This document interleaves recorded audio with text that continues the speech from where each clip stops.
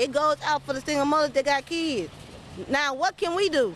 We can't to feed our kids, let alone if we do have jobs. Again, what can we do? Because that was helping us. If Democrats continue to hold Americans hostage, there will not be enough funds to provide SNAP benefits for more than 40 million Americans on November 1st. That is next week. The administration would absolutely support that legislation. We hope that it would come over the finish line. But the bill that will get everyone paid and put everyone back to work is the clean continuing resolution. That's what the president and Republicans want to see.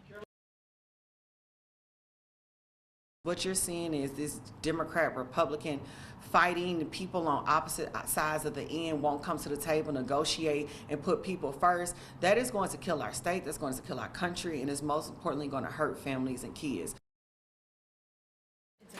Millions of Americans are at risk of losing critical benefits that help them cover grocery expenses and formula for babies. They don't get paid livable wages, and so their budget is the difference between them being able to pay their rent, being able to pay childcare, car insurance. Gina Platanino is the acting director for the Supplemental Nutrition Assistance Program known as SNAP at the Food Research and Action Center, an advocacy group. Roughly 42 million people rely on SNAP benefits to help pay for food.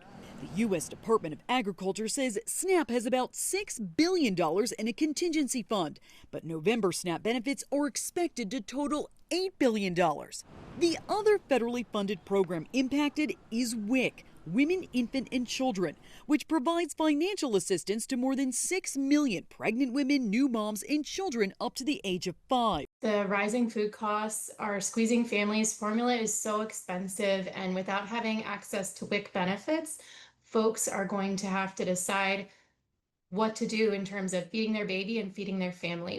Dr. Colleen Delaney with the nonprofit Vitamin Angel says they work with several WIC facilities. She says families who need help during this uncertain time can turn to local health departments, their pediatrician who may have formula samples they can give out, and food banks.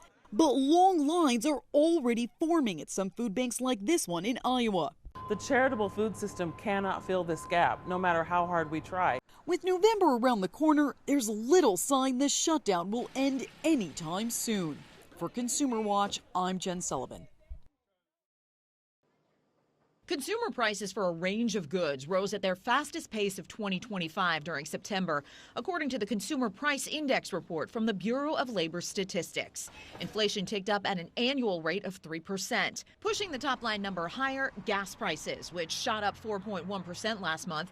Top White House economic advisor Kevin Hassett blaming that on a decrease in refinery capacity he says has been reversed. We've seen those have already come down, so we're highly confident that the next number will even be below this. But food prices are 3.1% higher than this time last year, with some staples soaring. Coffee prices up 18.9% year over year. Beef and veal prices up 14.7%. Bananas up 6.9%.